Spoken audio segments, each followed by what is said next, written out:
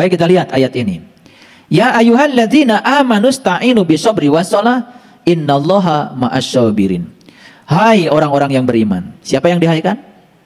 Hanya orang beriman. Yang dihaikan bukan orang yang mengaku beriman. Yang dihaikan adalah orang yang beriman. Apa berikutnya?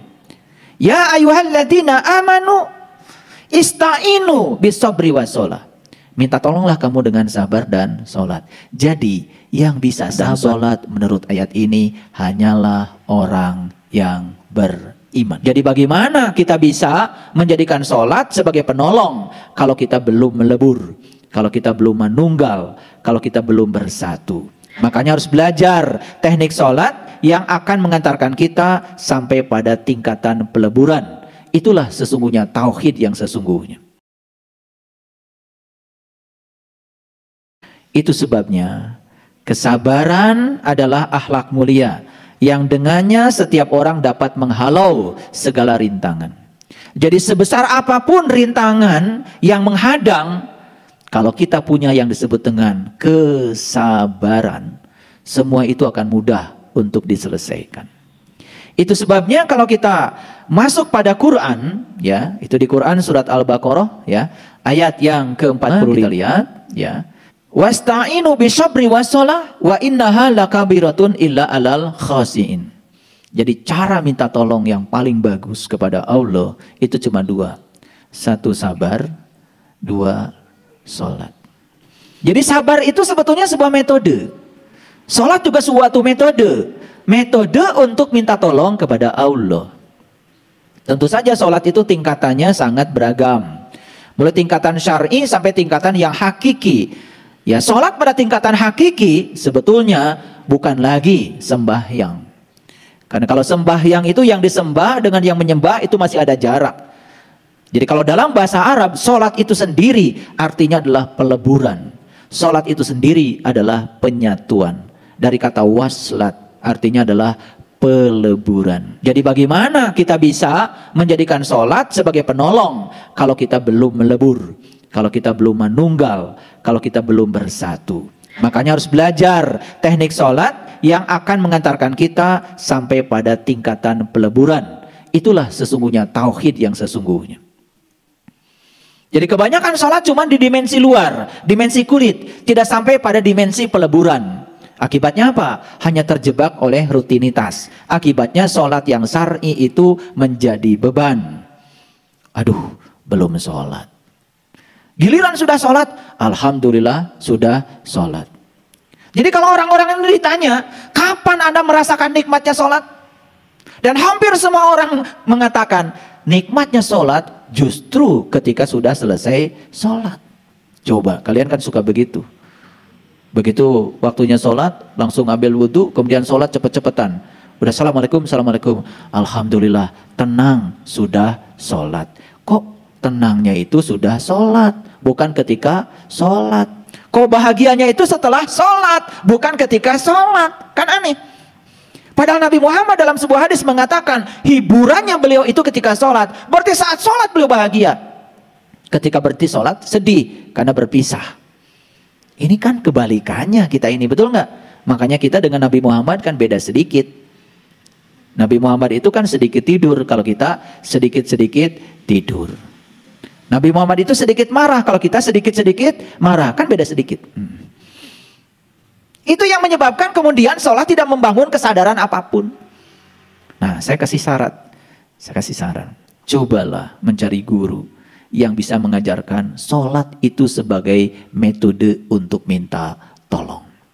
Karena apa? Setelah sholat itu, kita akan merasakan penyatuan, kehadiran. Dan kita merasakan dengan kesadaran penuh kehadirannya. Karena dengan kehadirannya, apa sih yang tidak bisa dilakukan oleh beliau? Makanya kuncinya cuma dua, sabar dan sholat. Makanya kenapa dikatakan oleh Imam Syafi'i kalau sabar ini adalah ya kunci untuk bisa menyelesaikan segala rintangan dalam hidup. Ya. Mungkin punya pengalaman dengan ini. Nah, makanya di ayat yang ke-46 kemudian Allah menyatakan ya alladzina yadunnuna annahum mulaqu rabbihim wa annahum ilaihi rajiun. Jadi sabar dan sholat itu tidak bisa dilakukan sebagai penolong kecuali bagi orang-orang yang sudah khusyuk. Dan siapa orang yang khusyuk dalam sholatnya? Allah menyatakan orang yang sudah bertemu. Alladzina yadunnuna annahum mulaqur rabbihim wa annahum ilaihi rajiun. Orang yang meyakini kalau dia akan bertemu dengan Tuhannya dan dia akan kembali kepada Tuhan. Jelas, khusyuk dalam sholat berarti bisa mengingat kepada Allah. Syarat sahnya ingat cuma satu, tahu yang diingat. Bagaimana bisa ingat kepada Allah kalau kitanya belum tahu? Itu kuncinya. Ya, baik. Kita balik lagi ke sini, ya. Kemudian, ya, yang berikutnya.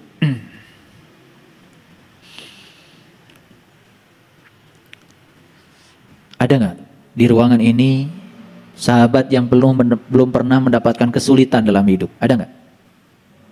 Ada nggak? Saya kira nggak ada ya.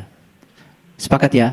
Semua dalam perjalanan hidup ini pasti pernah mendapatkan kesulitan. Setuju nggak? Oke.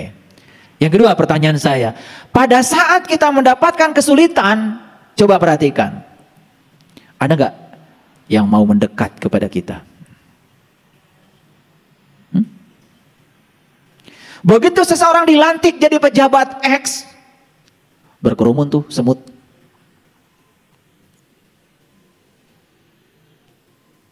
Dan begitu tahu dia tidak terpilih lagi di periode berikutnya, hilang tuh semut.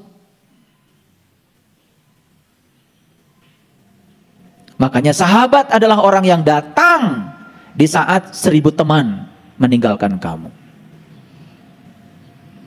Jadi sahabat itu adalah orang yang datang satu-satunya di saat 1000 temanmu meninggalkan kamu. Itu bedanya teman dengan sahabat. Tetapi tahu nggak, ketika kita sedang kesulitan, kenapa sih orang-orang meninggalkan kita? Tahu nggak pesan spiritualnya apa? Pesan spiritualnya sederhana. Karena Allah ingin agar kamu menjadi sangat hebat. Allah ingin agar kamu menjadi sangat kuat.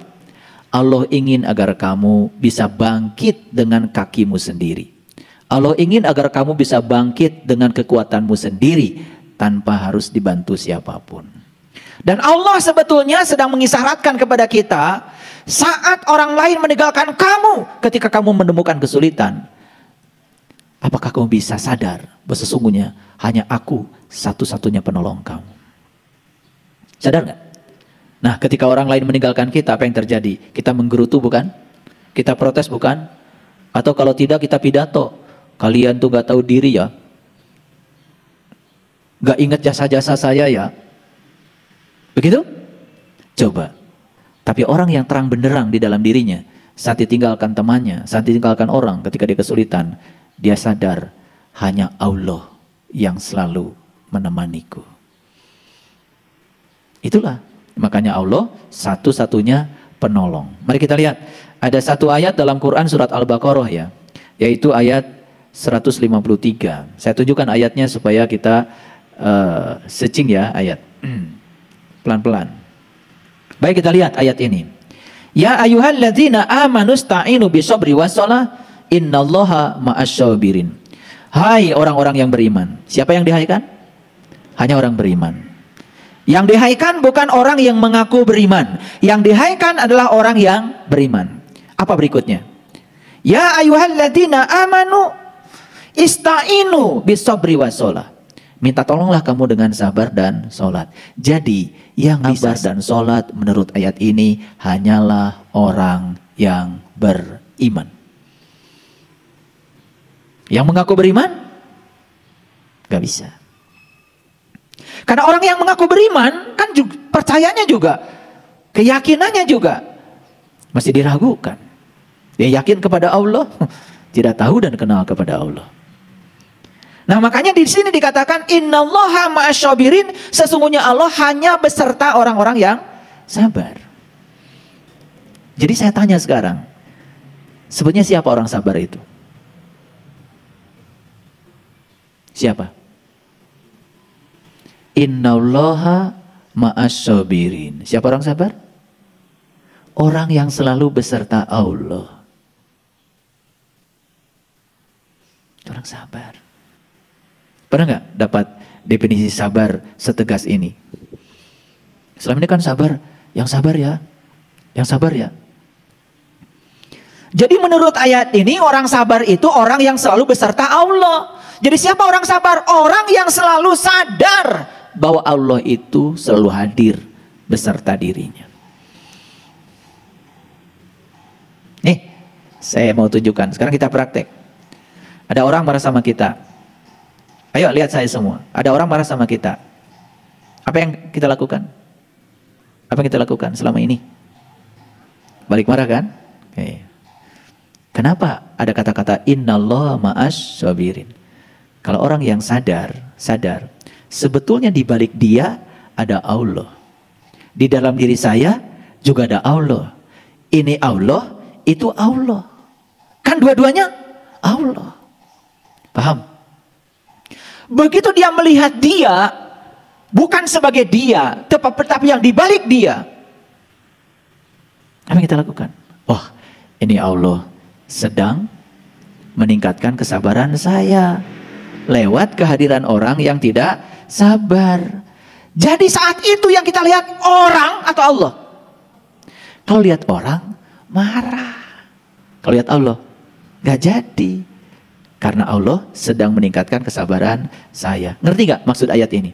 Innallaha ma'as sabirin. Jadi lihat saya semua, ketika para sahabat sedang menghadapi situasi yang sulit dalam hidup, sadar tidak ada satu peristiwa pun yang tidak ada kehadirannya. Jadi itulah yang disebut dengan innallaha ma'as sabirin. Apa yang kita lakukan selama ini? Klaim saya sabar, makanya saya selalu berserta Allah. Itu bukan? Itu klaim yang bullshit, gak ada artinya. Jadi tidak perlu klaim. Lihat saya semuanya. Apapun situasinya kita sadar di situ ada Allah. Tidak mungkin satu peristiwa pun hadir tanpa kehadirannya. Itulah arti dari innallaha ma'a. Allah beserta orang sabar. Jadi tidak usah mengklaim saya orang sabar, pasti Allah bersama saya. Kan sering begitu. Kadang-kadang hebat kamu, siapa dulu dong. Karena saya sabar, jadi Allah juga beserta saya. Tuh, itu klaim yang bullshit. Nanti begitu ada kejadian, mohon maaf ya, yang tidak disukai pasti terpancing. Ngerti sekarang? Hari ini saya karena gini, kalau belajar banyak kitab tentang sabar adalah sulit. Dan kita capek. Sekarang saya kasih yang praktis. Jadi sabar itu apa? Orang yang selalu sadar akan kehadirannya. Catat. Catat. Kan banyak di kamu sabar adalah pusing. Begitu praktek sulit. Jadi orang yang sabar adalah orang yang beserta Allah. Orang yang beserta Allah adalah orang yang selalu sadar atas kehadirannya. Punya uang segitu-gitunya ditipu orang. Gimana sabarnya? Sudah tahu nggak cara sabarnya? Oh, sabar. Gitu? Bukan. Cara sabarnya, ya Allah, aku yakin kehadiran orang yang membohongiku satu, berarti aku masih bisa ditipu, berarti aku masih bodoh, pelajaran bagiku. Gitu. Kalau masih bisa ditipu kan jangan nyalahin penipu, salahkan diri kamu. Oh, masih bisa ditipu, masih bodoh, masih tolol. Gitu. Itu pelajaran yang pertama. Ya kan? Pasti ada pelajarannya. Yang kedua, jangan-jangan orang ini dihadirkan olehmu untuk menyelamatkanku. Siapa tahu dengan uang yang aku miliki ada sesuatu yang akan terjadi dengan diriku. Kan siapa tahu, betul nggak? Orang baru beli mobil baru, kemudian pergi dari Bandung ke Jakarta. Di tengah jalan kemudian mobil barunya itu ketiban sama kontainer. Betul nggak?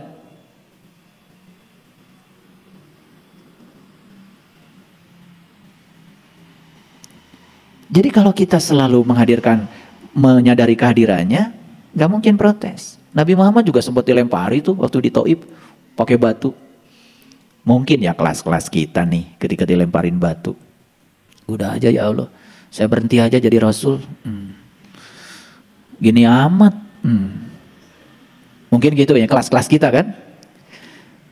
Tapi Nabi Muhammad saat itu apa? Karena kesadaran dengan kehadiran Allahnya selalu saja nancep.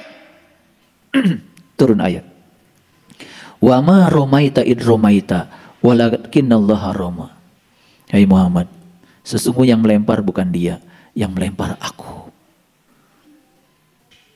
Jadi kesadaran Nabi itu kemudian ditegaskan oleh ayat itu. Roma itu bahasa Arab, artinya melempar. Makanya sudah jadi nama kartu remi. Lah ya mainnya dilempar-lempar, pluk pluk pluk pluk gitu. Itu dari bahasa Arab itu.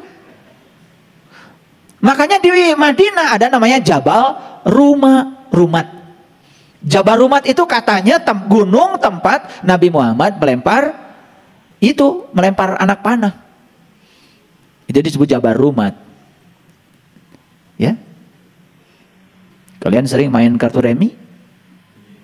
Ditanya, kenapa ini kartu namanya remi? Nggak tahu. Betul nggak?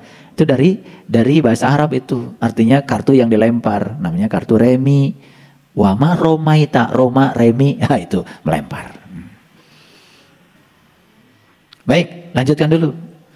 Catat dulu. Jadi siapa orang sabar? Orang yang sadar dengan kehadiran Allah. Kalau bahasa Qur'annya, innallaha ma'a syabirin. Allah beserta orang yang sabar. Siapa orang yang sabar? Orang yang selalu merasa beserta Allah. Coba deh praktekkan ilmu ini sekarang. Begitu pulang dari sini, ya, selalu sadar dengan kehadiran Allah.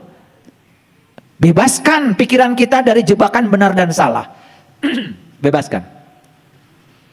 Mulai kalian bisa senyum menghadapi kehidupan. Gak ada baik buruk dalam hidup. Gak ada benar salah. Itu produk dari pikiran kita. Semua yang terjadi, terjadilah. Kemampuan kita untuk bisa menerima apapun apa adanya jadi lebih mudah. Kelihatan gak sabarnya? Bakal kelihatan.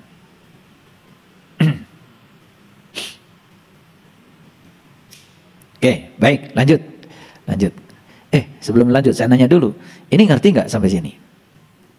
Ngerti? Oke. Baik, kita lihat surat Al-Baqarah, masih Al-Baqarah ya. Saya tunjukkan Al-Baqarah ayat 286. Ini Al-Baqarah bagian terakhir ya. Yang sudah mendengarkan kajian Al-Baqarah, yang sudah punya kumpulan CD ceramah saya tentang Al-Baqarah, ya mungkin pernah dengar kajian ini. Mari kita lihat ayat ini. La yukallifullahu nafsan illa wus'aha. Allah tidak pernah membebani seseorang melainkan sesuai dengan kesanggupannya. Ini praktekan. Gak mungkin tuh Allah membebani sesuatu kepada kita di luar kemampuan kita. Jadi apapun yang terjadi pada kita itu sudah ditakar oleh Allah. Gak mungkin, dia tuh maha adil. Kita saja sering merasa seakan-akan beban kita itu melampaui kemampuan kita sendiri. Kalau itu yang ada di pikiran kita, akibatnya kita pun akan merasakan seperti yang di pikiran kita. Tapi kalau kita yakin Allah ngasih apapun pada saya sesuai dengan kemampuan saya, berarti segala masalah yang sedang saya hadapi, saya mampu menyelesaikannya. Gak mungkin ada orang frustrasi. Gak mungkin ada orang lari dari masalah. Gak mungkin. Nih, saya lihat, kalian tuh pernah begitu. Ini wajah-wajah frustrasi. Ini wajah-wajah putus asa. Betul nggak dia? Iya. Itu karena kesadaran tentang Allahnya nggak ada.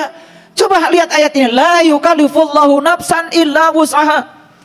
Ayat ini dibaca setiap tahlilan. Ayat ini dibaca setiap selesai sholat fardu. Jadi wiridan. Saking sering dibacanya dalam wiridan sampai nggak sadar apa yang dibaca. Makanya coba nanti sekali-kali wiridannya pakai bahasa Indonesia. Allah tidak membebani seseorang melainkan sesuai dengan kesanggupannya. Wiridkan. Nggak usah banyak-banyak. Allah tidak mungkin membebani saya melampaui kesanggupan saya. Allah tidak mungkin membebani saya di luar kemampuan saya. Sayalah yang tidak percaya pada kemampuan saya sendiri. Itu Itu yang membuat saya sering merasa paling menderita dalam hidup. Bilang sama dirimu, ulang kata-kata itu berkali-kali sampai jelek ke sini. Wah, ternyata saya ini mampu, karena dalam diri saya ada Allah yang maha segalanya. Gitu, nyambung dengan ayat yang tadi, innallaha ma'asyabirin. Jadi apa sabar tadi? Beserta Allah. Sabar, sadar dengan kehadiran Allah. Sadar, sabar berarti sadar dengan kehadiran Allah. Makanya sabar dan sadar itu dua kata yang tidak bisa dipisahkan. Oke, saya mau tanya, kemarin kan saya kasih PR. Kemarin saya cerita bagaimana menjadi orang yang luar biasa. Sudah ada pengalamannya? Sudah ada. Ada yang kirim kemarin WA pada saya. Pulang dari sini ayah, kami mampir di rumah makan. Terus biasa pesan makanan. Sejam, 2 jam, itu makanan yang dipesan nggak datang-datang. Begitu giliran datang pun tidak sesuai dengan yang dipesan. Oh, begitu mau marah, ingat kajian tadi. Langsung ingat katanya. Untung aja sadar. Kan saya bilang pulang dari sini prakteknya langsung. Karena ngaji bukan di masjid, ngaji itu di kehidupan. Kan saya bilang begitu. Akhirnya apa? Gak jadi marah katanya. Alhamdulillah. Untung ngaji. Karena begitu marah itu yang disebut dengan kecelakaan spiritual. Ini saya kasih tahu. Kita sudah menapaki semua ritual. Sudah belajar meditasi, belajar tafakur, macam-macam. Hati-hati. Akumulasi energi positif yang selama itu dikumpulkan bisa hancur ketika kita mengalami yang namanya kecelakaan spiritual. Sekali saja kalian marah, habis semua kebaikanmu. Makanya, ya ada seorang bijak ketika ditanya, kenapa kok Anda bisa masuk di tubuh harimau ini? Bukankah dulu kamu itu manusia? Iya, saya dulu manusia. Dan sekarang saya sedang menjalani karma saya. Saya harus masuk di tubuh harimau ini. Bisa nggak sharing? Perilaku kamu yang mana yang menyebabkan kamu harus terdegradasi sampai hari ini kamu harus masuk di tubuh harimau ini? Dan orang bijak itu mengatakan, saya pernah marah 1 kali. Saya pernah marah 1 kali. Inilah tanggungan karma yang harus saya derita saat ini. Dan saya harus menghuni tubuh harimau ini karena saya pernah marah 1 kali. Ini model-model kalian ini yang marahnya setiap saat. Saya nggak tahu itu pulangnya kemana itu.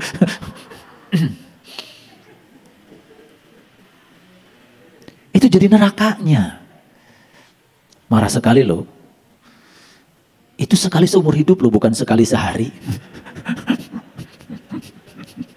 Kalian pakai minum pel. Sehari 3 kali. Iya. Makanya wajahnya kayak uka-uka ya. Kerjanya marah aja. Ya oke. Setelah hari ini sadar, innallaha ma'asyabirin. Sesungguhnya Allah beserta orang yang sabar. Bukan, ya Allah terima kasih selalu besertaku karena aku sabar ya Allah. Kata Allah, emang gue pikirin, kata Allah. Ya, jadi bukan begitu sabar itu ya. Jadi sekarang sabar itu sadari semua terjadi di belakangnya ada kehadirannya. Dengan kesadaran itu saya yakin kalian tidak akan sulit untuk bisa menerima kenyataan sepahit apapun. Percaya sama saya. Ya, apalagi sekarang kita sudah tahu la yukallifullahu nafsan illa wus'aha. Allah tidak pernah membebani seseorang di luar kesanggupannya. Jadi apapun beban yang sedang kita jalani dalam hidup sekarang, percaya sekarang. Kalau Allah percaya sama saya, sesuai dengan kapasitas saya, berarti saya dimampukan oleh Allah dan saya mampu untuk menyelesaikan semuanya. Gitu dulu itu namanya percaya diri. Paham? Paham apa tidak? Itu kunci yang pertama. Yang kedua, ya, laha ma kasabat wa 'alaiha maktasabat. Dia akan mendapatkan kebaikan yang diusahakannya dan dia pun akan mendapatkan keburukan sesuai dengan yang diusahakannya. Jadi sekarang tinggal usaha kita yang mana. Kebaikan yang kita usahakan akan berbuah kebaikan, keburukan yang kita usahakan akan berbuah keburukan, dan itu tidak berkurang sedikit pun. Jadi, ayo kita sadari. Kalau hari ini kita mendapatkan keburukan, sadar kalau itu karma kita setimpal dengan yang sudah kita bikin. Paham? Kalau hari ini dapat kebaikannya segitu, ya sesuai dengan karma kita, karena kebaikanmu cuma segitu. Aneh, ingin kebaikannya banyak tetapi tidak menciptakan sebab yang banyak untuk kebaikan. Laha maka sabat, wa alaiha maktasabat. Ini ngerti apa tidak? Nah, kalau ngerti terusin. Makanya di sini ada satu doa yang luar biasa. Tapi doanya bukan mengatur Tuhan supaya Tuhan mengikuti keinginan kita. Ini doa kesadaran. Coba doanya apa? Rabbana la tu'akhidna in nasyina aw akhtana. Ya Tuhan kami, jangan Engkau hukum kami jika kami lupa, dan jangan Engkau hukum kami sekiranya kami bersalah. Jadi selama ini kesadaran kita, kalau baca doa ini di permukaan sudah bikin salah, sudah bikin sesuatu yang salah, tapi kita minta kepada Allah, ya Allah, jangan hukum aku. Suka nggak baca doa ini? Hati-hati kalau kalian baca doa. Rabbana la tu'akhidna in nasyina aw akhtana. Tuhan, jangan Engkau hukum kami jika kami lupa. Jangan Engkau hukum kami juga jika kami bersalah. Apa kata Allah? Enak aja. Kamu bikin kesalahan tetapi tidak mau dihukum. Tapi ayat ini seakan-akan melawan ayat yang di atas, bukan? Betul nggak? Katanya segala kebaikan akan berbuah kebaikan, segala keburukan akan berbuah keburukan. Betul nggak? Itu harusnya itu menjadi sebuah kesadaran. Kamu itu akan menerima sesuai dengan karmamu sendiri. Karena karma ada dua, karma baik, karma buruk. Terus doa ini buat apa?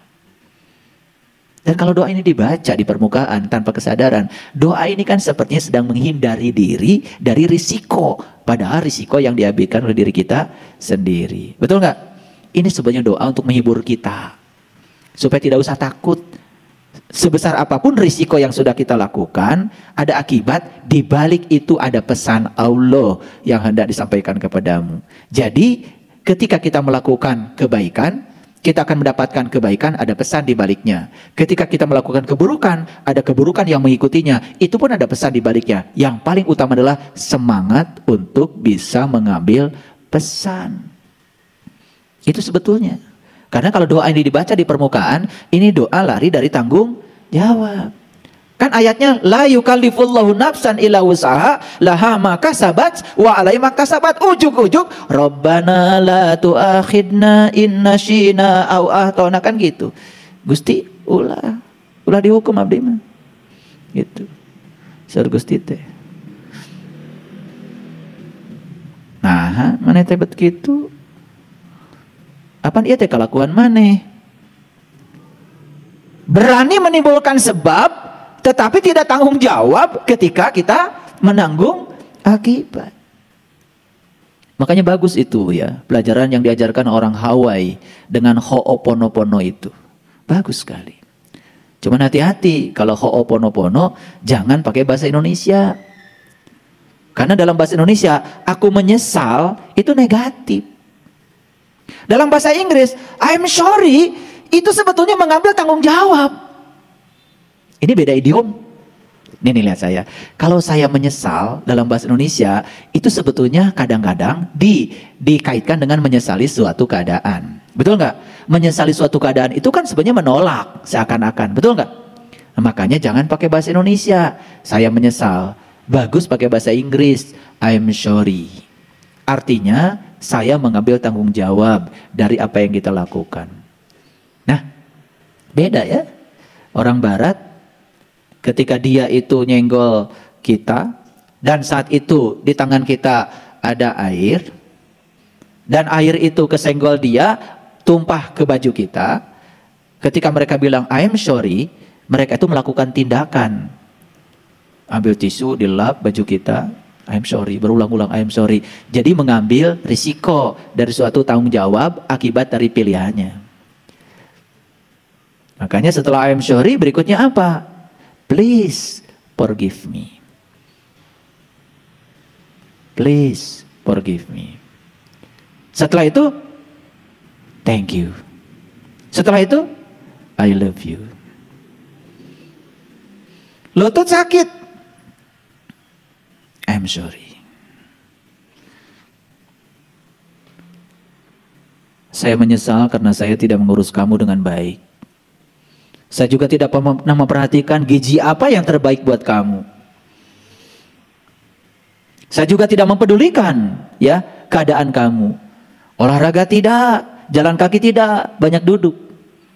I'm sorry. Please forgive me. Maafkan aku.